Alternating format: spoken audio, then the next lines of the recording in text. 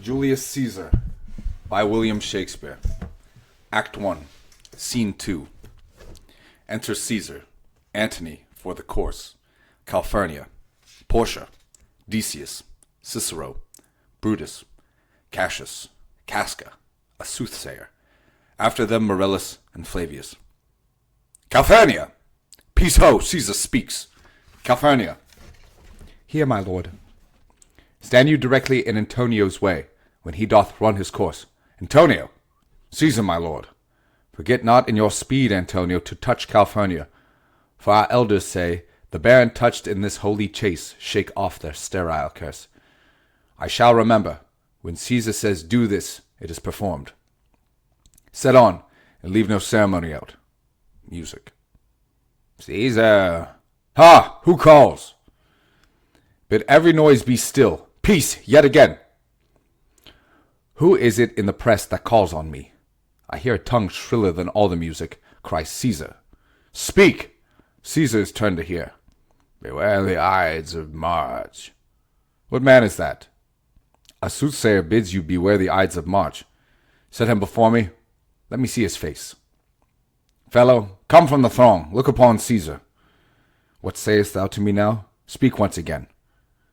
Beware the Ides of March. He is a dreamer. Let him pass. Let us leave him. Pass. Senate. Exeunt all but Brutus and Cassius. Will you go see the order of the course? Not I. I pray you do. I am not gamesome. I do lack some part of that quick spirit that is in Antony. Let me not hinder, Cassius, your desires. I'll leave you. Brutus, I do observe you now of late. I have not from your eyes that gentleness and show of love as I was wont to have. You bear too stubborn and too strange a hand o'er your friends that loves you. Cassius, be not deceived. If I veiled my look, I turned the trouble of my countenance merely upon myself.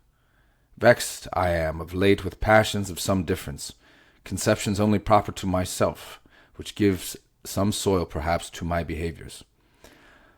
But let not therefore my good friends be grieved, among which number, Cassius, be you one, nor construe any further my neglect than that poor Brutus, with himself at war, forgets the show of love to other men. Then, Brutus, I have much mistook your passion, by means whereof this breast of mine hath buried thoughts of great value, worthy cogitations. Tell me, Brutus, tell me, good Brutus, can you see your face? No, Cassius, for the eye sees not itself, but by reflection by some other things. 'Tis just, and it is very much lamented, Brutus, that you have no such mirror as will turn your hidden worthiness into your eye, that you might see your shadow. I have heard where many of the best respect in Rome, except immortal Caesar speaking of Brutus, and groaning underneath this age's yoke, have wished the noble Brutus had his eyes. Into what dangers would you lead me, Cassius, that you would have me seek into myself for that which is not in me? Therefore, good Brutus, be prepared to hear. And since you know you cannot see yourself so well as by reflection, I, your glass, will modestly discover to yourself that of yourself which you yet know not of. And be not jealous on me, gentle Brutus. Were I a common laughter, or did use to stare with ordinary oaths my love to every new protester, if you know that I do fawn on men, and hug them hard, and after scandal them, or if you know that I profess myself in banqueting to all the rout, then hold me dangerous. Flourish, and shout. What means the shouting? I do fear the people choose Caesar for their king. Aye, do you fear it? Then must I think you would not have it so. I would not, Cassius, yet I love him well. But wherefore do you hold me here so long? What is it that you would impart to me? If it be aught toward the general good, set honor in one eye, and death in the other, and I will look on both indifferently. But let the gods so speed me as I love the name of honor more than I fear death. I know that virtue to be in you, Brutus, as well as I do know your outward favor. Well, honor is the subject of my story. I cannot tell what you and other men think of this life, but for my single self, I had as lief not be as live to be in awe of such a thing as I myself. I was born free, as Caesar, so are you. We both have fed as well, and we can both endure the winter's cold as well as he. For once, upon a raw and gusty day, the troubled Tiber chafing with her shores, Caesar said to me, Darest thou, Cassius, now leap in with me into this angry flood and swim to yonder point? Upon the word, accoutred as I was, I plunged in and bade him follow. So indeed he did. The torrent roared, and we did buffet it with lusty sinews, throwing it aside and stemming it with hearts of controversy. But ere we could arrive the point proposed, Caesar cried, Help me, Cassius, or I sink. I, as Aeneas, our great ancestor, did from the flames of Troy upon his shoulder the old Anchises bear.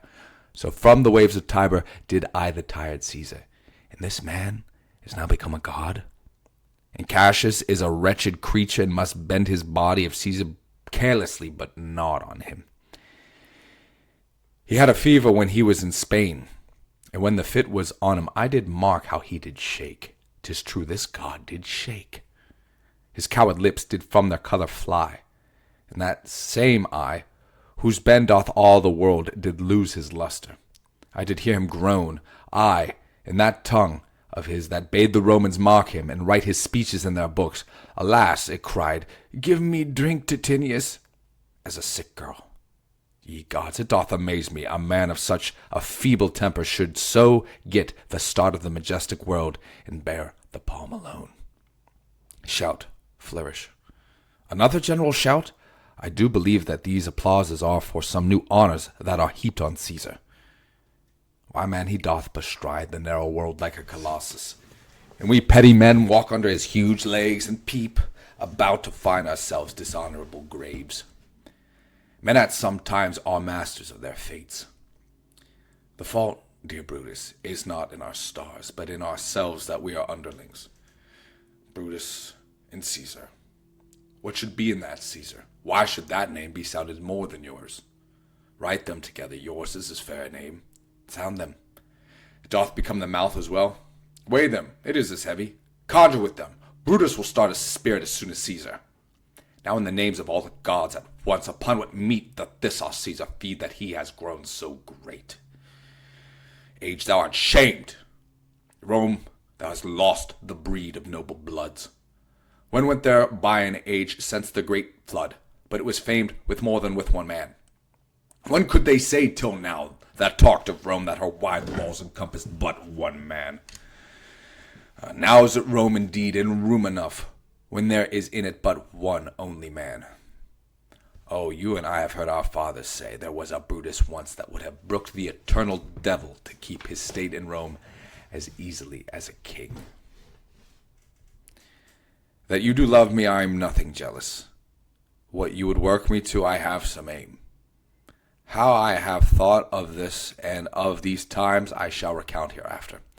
For the present, I would not, so with love I might entreat you, be any further moved. What you have said I will consider.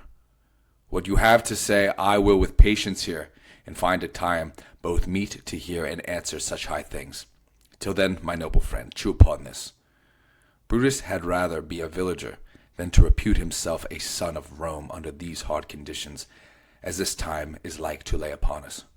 I am glad that my weak words have struck but this much show of fire from Brutus. Enter Caesar with his train. The games are done, and Caesar's returning. As they pass by, pluck Casca by the sleeve, and he will, after his sour fashion, tell you what hath proceeded worthy note today. I will do so. But look you, Cassius, the angry spot doth glow on Caesar's brow, and all the rest look like a chidden train. Calphurnius' cheek is pale, and Cicero looks with such ferret and such fiery eyes as we have seen him in the Capitol being crossed in conference by some senators. Casca will tell us what the matter is. Antonio! Caesar! Let me have men about me that are fat, sleek-headed men, and such as sleep at nights. Yon Cassius has a lean and hungry look. He thinks too much. Such men are dangerous. Fear him not, Caesar. He's not dangerous. He's a noble Roman and well given. Would he were fatter! But I fear him not. Yet if my name were liable to fear, I do not know the man I should avoid so soon as that spare Cassius. He reads much. He's a great observer, and he looks quite through the deeds of men. He loves no plays as thou dost, Antony. He hears no music. Seldom he smiles, and smiles in such a sort as if he mocked himself and scorned his spirit that could be moved to smile at anything. Such men as he be never at heart's ease, whilst they behold a greater than themselves. And therefore are they very dangerous. I rather tell thee what is to be feared than what I fear, for always I am Caesar. Come on my right hand, for this ear is deaf, and tell me truly what thou thinkest of him. Senate, exeunt Caesar and his train. You pulled me by the cloak. Would you speak with me? Ay, Casca, tell us what hath chanced today that Caesar looks so sad. Why, you were with him, were you not? I should not then ask Casca what hath chanced. Why, there was a crown offered him, and being offered, he put it by with the back of his hand, thus, and then the people fell a-shouting. What was the second noise for? Why, for that too. They shouted thrice. What was the last cry for? Why, for that too. Was the crown offered him thrice? Ay, marry, wast. And he put it by thrice, every time gentler than the other. And at every putting by, mine honest neighbor shouted. Who offered him the crown? Why, Antony. Tell us the manner of it, gentle Casca. I can as well be hanged as tell the manner of it. It was mere foolery. I did not mock it. I saw Mark Antony offer him a crown. Yet 'twas not a crown neither. 'Twas one of these coronets. And, as I told you, he put it by once. But for all that, to my thinking, he would fain have had it. Then he offered it to him again. Then he put it by again. But to my thinking, he was very loath to lay his finger off it. And then he offered it a third time. He put it the third time by. And still as he refused it, the rabblemen hooted and clapped their chopped hands and threw up their sweaty nightcaps and uttered such a deal of stinking breath as Caesar refused the crown that it had almost choked Caesar, for he swooned and fell down at it. And for mine own part, I durst not laugh, for fear of opening my lips and receiving the bad air. But soft, I pray you. What, did Caesar swoon? He fell down in the marketplace, and foamed at mouth, and was speechless. 'Tis very like. He hath the falling sickness. No, Caesar hath it not, but you and I, and honest Casca, we have the falling sickness. I know not what you mean by that, but I am sure Caesar fell down. If the tag-rag people did not clap him and hiss him according as he pleased and displeased them, as they used to do the players in the theatre, I am no true man. What said he when he came unto himself? Marry, before he fell down, when he perceived the common herd was glad he refused the crown, he plucked me ope his doublet, and offered him his throat to cut. And I had been a man of any occupation, if I would not have taken him at a word. I would I might go to hell among the rogues. And so he fell. When he came to himself again, he said, if he had done or said anything amiss, he desired their worships to think it was his infirmity. 3 or 4 wenches where I stood cried, Alas, good soul, and forgave him with all their hearts. But there's no heed to be taken of them. If Caesar had stabbed their mothers, they would have done no less. And after that he came thus sad away. Aye, did Cicero say anything? Aye, he spoke Greek. To what effect? Nay, and I tell you that, I'll ne'er look you in the face again. But those that understood him smiled at one another and shook their heads. But for mine own part, it was Greek to me. I could tell you more news, too. Morellus and Flavius, for pulling scars off Caesar's images, are put to silence. Fare you well. There was more foolery yet, if I could remember it. Will you sup with me tonight, Casca? No, I'm promised forth. Will you dine with me tomorrow? Aye, if I be alive, and your mind hold, and your dinner worth eating. Good, I will expect you. Do so. Farewell both. Exit. What a blunt fellow is this grown to be. He was quick-mettled when he went to school. So is he now, in execution of any bold and noble enterprise. However he puts on this tardy form, this rudeness is a sauce to his good wit, which gives men's stomach to digest his words with better appetite. And so it is. For this time I will leave you. Tomorrow, if you please to speak with me, I will come home to you. Or if you will, come home to me, and I will wait for you. I will do so. Till then, think of the world. Exit Brutus. Well, Brutus, thou art noble. Yet I see thy honorable metal may be wrought from that it is disposed. Therefore is it meet that noble minds keep ever with their likes. For who so firm that cannot be seduced? Caesar doth bear me hard, but he loves Brutus. If I were Brutus now, and he were Cassius, he should not humour me. I will this night in several hands in at his window throw, as if they came from several citizens, writings all tending to the great opinion that Rome holds of his name, wherein obscurely Caesar's ambition shall be glanced at. And after this, let Caesar seat him sure, for we will shake him, or worse days endure. Exit.